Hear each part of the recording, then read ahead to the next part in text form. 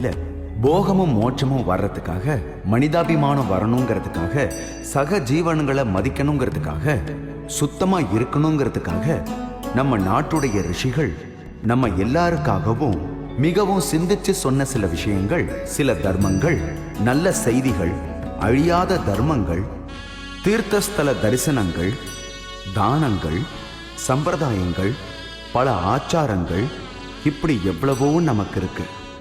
இந்த வேதங்கள் தான் நமக்கு என்னைக்கும் அழியாத பொக்கிஷங்கள்.